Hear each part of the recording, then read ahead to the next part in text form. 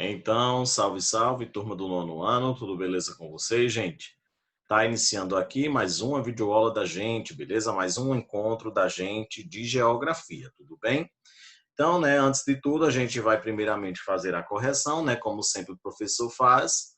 A gente sempre pega as atividades, as últimas trabalhadas, né, e a gente sempre faz a correção, né? Então, o importante é que vocês possam sempre pausar o vídeo, como o professor aconselha, beleza? E fazer a correção.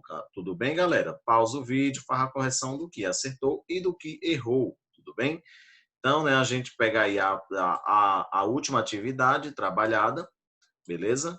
Falava um pouco sobre o que? A semelhança na causa de ocorrência de terremoto, né, nos dois países, ou seja, que é no Japão e no Haiti, enfim, devido a ambos os dois se localizarem, né, ou seja, por exemplo, ambos os países citados situam-se em ilhas oceânicas originárias do encontro de placas tectônicas, né, estando, portanto, em zonas de intensa atividade sísmica. Ou seja, o Japão, tanto o Japão quanto o Haiti, né, eles são localizados, né, diante de placas, dentro de placas tectônicas, né, ou seja, dentro do encontro, na verdade, de várias placas tectônicas. E isso tem ajudado, né, propiciado a ocorrência maior de abalos sísmicos, né, e a ocorrência maior de terremotos, enfim, de tsunamis e tudo mais, beleza? A letra B falava um pouco sobre a diferença no impacto social em consequência dos terremotos entre os dois países, considerando suas situações socioeconômicas, né? Enfim, enquanto que no Japão, né, o Japão tem um impacto social um pouco menor, porque o Japão se prepara muito bem para os terremotos, é um país de primeiro mundo, é um país que já tem uma tecnologia mais avançada e tudo mais, então, né?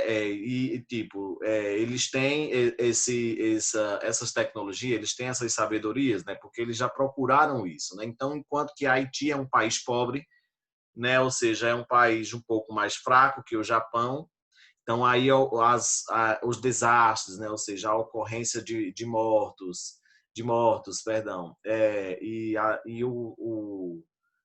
o desfazer total, né, de todo o terremoto, né, fica sendo cada vez maior dentro do Haiti, né? Ou seja, por exemplo, é só a gente comparar, ó, o número de mortes, né, no Haiti foi de 200 mil, o número de mortes no Japão foi de 13 mil, tudo bem, gente? Então vamos aqui, né?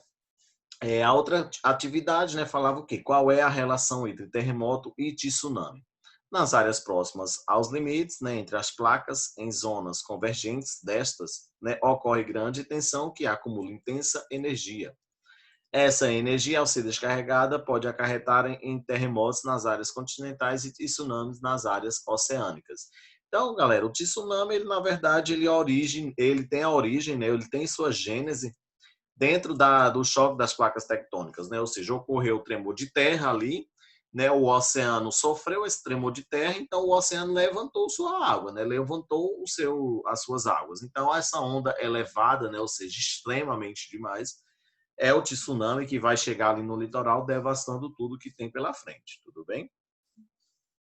A gente parte agora, né, para um novo conteúdo, onde a gente vai falar um pouco sobre o capítulo 9 e aonde a gente vai trabalhar a questão do Oriente Médio, beleza, galera? Que nação é essa? Que território é essa, né? Considerado como o Oriente Médio, né? Ou seja, é um continente? Não é um continente, mas é uma porção de terras, galera, que o quê? Que foi denominado uma própria regionalização para essa porção de terras, beleza? Mas eles não são um continente à parte, tudo bem? Então, ó, o termo Oriente Médio é uma expressão cunhada por ocidentais para indicar a localização de uma porção de terras, de acordo com uma antiga orientação eurocêntrica, ok? Ou seja, do eurocentrismo, ou seja, de que a Europa era o centro do universo, pois se refere a uma região estratégica do sudoeste da Ásia que liga este continente, a África e a Europa. Okay? Então, destacado aí, a gente tem praticamente todos os países que juntos compõem o Oriente Médio: Síria, Iraque, enfim, Turquia, Arábia Saudita, Afeganistão, enfim, esses países aí, Egito, né, ou seja, a parte asiática, que a gente tem a outra parte do Egito, que é a parte africana, beleza? Lembrando que o Oriente Médio é uma parte do continente asiático, tá bom, gente?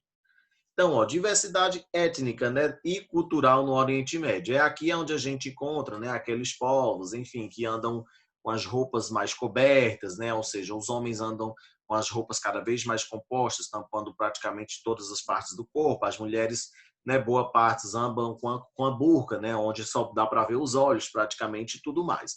É nessa região, né, que, por exemplo, segundo as escrituras bíblicas, né, foi a região por onde Jesus Cristo passou e tudo mais. Mas em cima disso, né, além disso, a gente tem aí considerada como uma das regiões mais conflituosas do mundo, beleza, galera?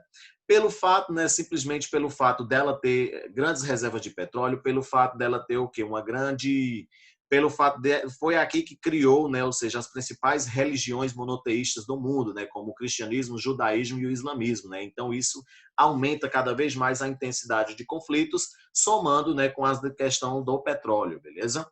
No Oriente Médio, né, há predomínio do grupo étnico semita, né, que é os povos árabes e judeus, são povos de origem, né, dos povos de Noé, né, ou seja, dos povos, enfim, esses povos aí, que compõem mais de 65%, né, dos cerca de 310 milhões de habitantes. Né? Além desse grupo, podemos encontrar turcos, iranianos, libaneses e sírios. Então, aí tem praticamente toda a regionalização, né, do que é o Oriente Médio por seus diversos grupos étnicos, né? Ou seja, a gente tem ali a região da Arábia Saudita, que predomina os povos árabes, a região da Turquia, que predomina os povos turcos, iranianos, enfim, judeus, curdos e tudo mais, beleza, gente?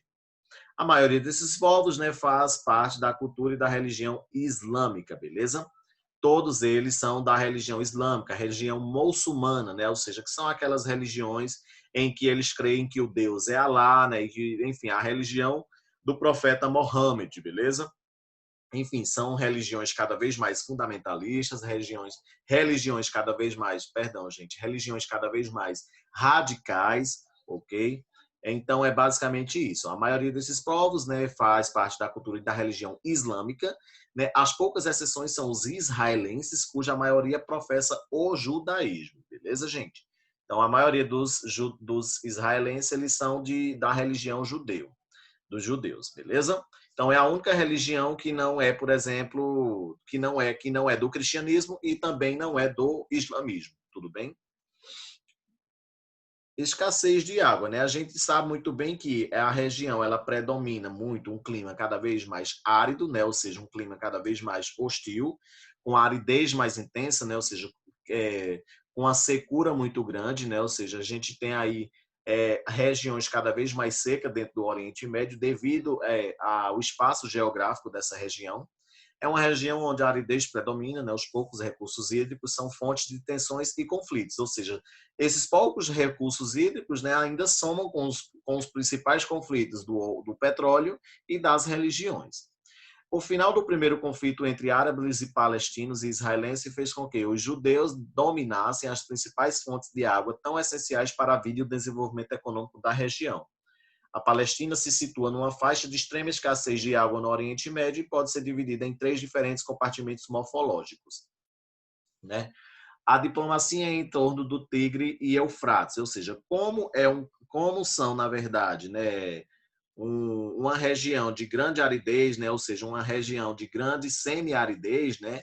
Então a gente tem aí o predomínio de grandes rios, como os Tigres e Eufrates, né, que já foram berço de grandes civilizações, como a Mesopotâmia. Então a gente tem aí cada vez mais os países, né, querendo cada vez mais se apossar dessas águas desses rios, né, já que a gente tem aí grandes rios, como os Tigres e Eufrates, né, mas porém rodeada de países que enfrentam uma grande seca, né, enfrentam uma grande crise hidrológica devido às condições geográficas da região. Beleza, gente?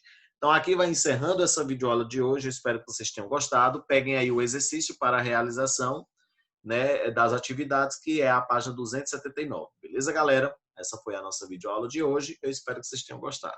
Tchau, gente!